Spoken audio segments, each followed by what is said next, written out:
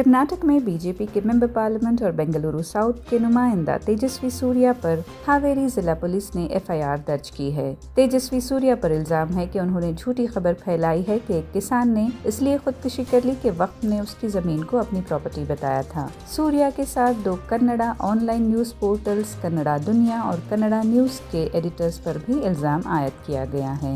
ये तनाजा उस वक्त शुरू हुआ जब सूर्या ने एक्स पर एक पोस्ट शेयर की जिसमें दावा किया गया कि हावेरी के एक किसान की जमीन को वक्फ जायदाद दर्ज करने के बाद उसने अपनी जान ले ली। सूर्या का इल्जाम था कि सिद्धरामैया और वजीर जमीर अहमद खान ने अक़लियतों को खुश करने के लिए कर्नाटक के देहातों में किसानों को नजरअंदाज किया है। इस दावे की हिमायत के लिए कन्नड़ा दुनिया की एक खबर के लिंक को भी शेयर किया गया। ताहम पुलिस ने फौरी तौर पर इस दावे की हकीकत जांच करके इसे मुस्तरद कर दिया है। हावेरी के सुपरिंटेंडेंट ऑफ पुलिस के बयान के मुताबिक हरनगिरी गांव के रुद्रप्पा ने जनवरी 2022 में फसल के नुकसान और माली बहरान की वजह से अपनी जान ले ली थी। रुद्रप्पा के वालिद ने तस्दीक की कि रुद्रप्पा पर 7 लाख रुपए का कर्ज था और शदीद बारिशों से फसलों को नुकसान पहुंचा था, जिसकी वजह से उन्होंने ये अलमनाक कदम उठाया। किसान की मौत के वाक़े में वक्फ जायदाद का कोई ताल्लुक सामने नहीं आया है। हावेरी के एसपी ऑफिस की सोशल मीडिया मॉनिटरिंग सेल के कांस्टेबल सुनील हुचनावर की शिकायत पर Haveri cyber crime, economic offences और नारकोटिक्स पुलिस ने सूर्या और दोनों न्यूज पोर्टल्स के एडिटर्स के खिलाफ भारतीय न्याय संहिता के तहत एफआईआर दर्ज की। एफआईआर दर्ज होने के बाद सूर्या ने एक्स से ये पोस्ट हटा दी है। ये वाकया उस वक्त सामने आया जब वक्फ तरमीम बिल पर जॉइंट पार्लिमानी कमेटी के सरबराह जगदम्बिका पॉल और तेजस्वी सूर्या के पास विजयपुरा, बिदर, कलबुर्गी, हुबली, बागलकोट और बेलगावी अजला के किसानों ने शिकायत जमा कराई। इन शिकायत के जवाब में पॉल और सूर्या ने हाल ही में इस मामले पर बरहरास्त मालूमात हासिल करने के लिए रियासत का दौरा भी किया। सूर्या ने कर्नाटक में वक्फ अदालतों की आईनी हैसियत को चैलेंज भी किया है और इल्जाम आयद किया है कि इस सेशंस की कोई आईनी या सरकारी हैसियत नहीं है। निन्ने ನಮ್ಮ JPC ಎದುರುಗಡೆ ನಮ್ಮ ಚೇರ್ಮನ್ರು ಬಂದಾಗ ಹಾವೇರಿಯಿಂದ ಒಂದು ರೈತರ ಡೆಲಿಗೇಷನ್ ಬಂದು ಅವರ ಅಹವಾಲನ್ನು ಸಬ್ಮಿಟ್ ಮಾಡಿ ಅವರ ಊರಿನಲ್ಲಿ ಒಬ್ಬ ರೈತನ ಹೆಸರು ಬದಲಾಯಿಸಿ ಆ ಜಾಗಕ್ಕೆ ವಕ್ಫ್ ಹೆಸರು ಬದಲಾಯಿಸಿದ್ರಿಂದ RTCಯಲ್ಲಿ ಪಹಣಿಯಲ್ಲಿ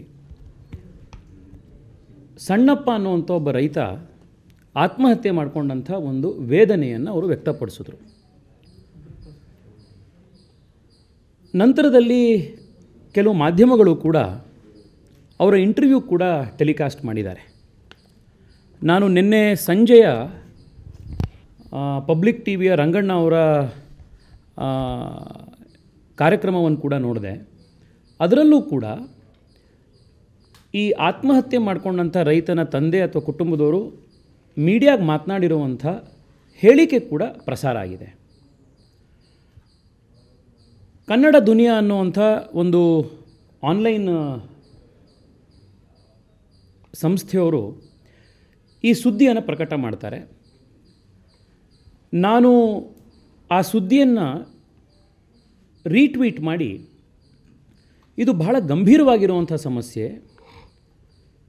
ವಕ್ಫು ಯಾವುದೇ ಆಧಾರ ಇಲ್ಲದಲೆ ರೈತರ ಜಮೀನನ್ನು ಈ ರೀತಿ ಕಬಳಿಸ್ಕೊಳ್ತಾ ಹೋದರೆ ರೈತರು ಎಲ್ಲಿ ಹೋಗಬೇಕು?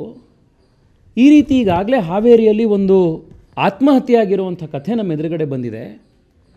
ಸರ್ಕಾರ ಈಗಲಾದರೂ ಎಚ್ಚೆತ್ತುಕೊಳ್ಬೇಕು ಅನ್ನುವಂಥ ಒಂದು ಟ್ವೀಟನ್ನು ಹಾಕ್ತೀನಿ. ಅದಾದ ನಂತರದಲ್ಲಿ SP ಹಾವೇರಿ ಅಕೌಂಟ್ನಿಂದ ಈ ರೀತಿ ಆಗಿಲ್ಲ ಅನ್ನುವಂಥ ಒಂದು ಮಾಹಿತಿಯನ್ನು SP ಹಾವೇರಿ ಅಕೌಂಟು ಟ್ವೀಟ್ ಮಾಡ್ತಾರೆ.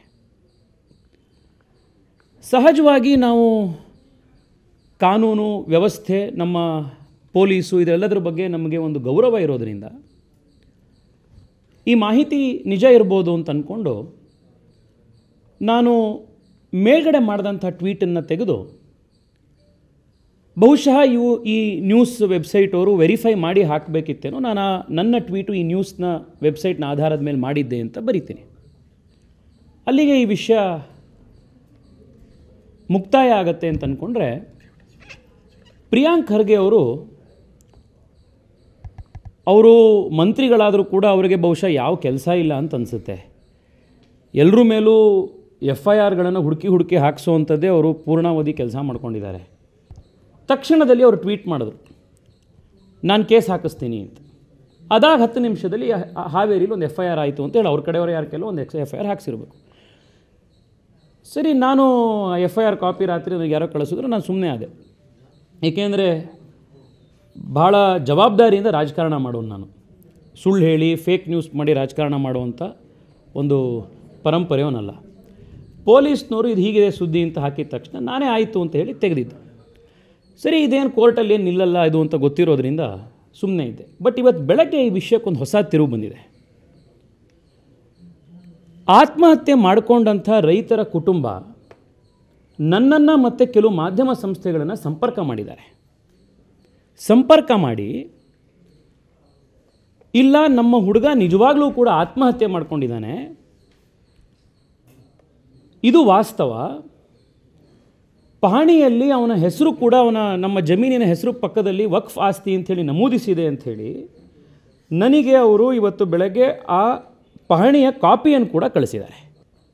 ಈಗ ಪ್ರಶ್ನೆ ಬರ್ತಾ ಇರೋದೇನು ಅಂದರೆ, ನಿನ್ನೆ ಮಾಧ್ಯಮದ ಎದುರುಗಡೆ ನಾನು ಯಾವ TV ಏನು ಎಲ್ಲದನ್ನೂ ಉಲ್ಲೇಖ ಮಾಡಿದ್ದೀನಿ, ಯಾಕೆಂದರೆ ಅದು ಟೆಲಿಕಾಸ್ಟ್ ಕೂಡ ಆಗಿದೆ. TV9, ಪಬ್ಲಿಕ್ TV, ಭಾಳಷ್ಟು ಚಾನಲ್ಗಳನ್ನ ನೀವೆಲ್ಲರೂ ಅದನ್ನು ಕವರ್ ಮಾಡಿದ್ದೀರಾ. ಅವರ ತಂದೆಯವರು ಮಗ ಆತ್ಮಹತ್ಯೆ ಮಾಡ್ಕೊಂಡಿದ್ದಾನೆ, ನಮ್ಮ ಪಹಣಿಯಲ್ಲಿ ವಕ್ಫ್ ಅಂತ ಹೆಸರು ಬಂದಿದೆ ಅಂತ ಅವ್ರು ಬಂದು ಹೇಳ್ತಾ ಇದ್ದಾರೆ. ಮಾಧ್ಯಮಗಳೆಲ್ಲವೂ ಕೂಡ ಇದನ್ನು ಸತ್ಯ ಏನು ಅನ್ನೋದನ್ನು, ರೈತರಿಗಾಗಿರೋ ಅನ್ಯಾಯವನ್ನು ನೀವು ಪಬ್ಲಿಷ್ ಮಾಡಿದ್ದೀರಿ. ಪೊಲೀಸ್ ಮಾತ್ರ ಪ್ರಿಯಾಂಕ್ ಖರ್ಗೆ ಅವರ ಒತ್ತಡಕ್ಕೆ ಒಳಗಾಗಿ ಇದು ಆತ್ಮಹತ್ಯೆ ವಕ್ಫಲ್ಲಿ ಬಂದಿರುವಂಥ ಹೆಸರಿಗಲ್ಲ, ಬೇರೆ ಇನ್ಯಾವುದೋ ಕಾರಣಕ್ಕೆ, ವೈಯಕ್ತಿಕ ಕಾರಣಕ್ಕೆ ಅಂತ ಪೊಲೀಸ್ ಕೇಳಿ ಹಾಕಿಸಿ ಈ ರೈತ ಆತ್ಮಹತ್ಯೆಯ ವಿಷಯವನ್ನು ಮುಚ್ಚಾಕುವಂಥ ಪ್ರಯತ್ನ ರಾಜ್ಯ ಸರ್ಕಾರದಿಂದ ನಡೀತಾ ಇದೆ ಅನಿಸುತ್ತೆ. ಹೀಗಾಯಿತು ಅಂತಂದರೆ ಇದು ಬಹಳ ದೊಡ್ಡ ಒಂದು ಅಕ್ಷಮ್ಯ ಅಪರಾಧ. ಇದು ಪೊಲೀಸ್ ವ್ಯವಸ್ಥೆಯನ್ನೇ ಬಳಸಿ ರೈತರ ಸತ್ಯವನ್ನು, ರೈತರ ವೇದನೆಯನ್ನು, ರೈತರ ಆತ್ಮಹತ್ಯೆಯನ್ನು ಮುಚ್ಚಾಕುವಂಥ ಪ್ರಯತ್ನ ನಡೆದಿದೆ ಅನ್ನೋದಾದರೆ ಇದು ಅಕ್ಷಮ್ಯ ಅಪರಾಧ.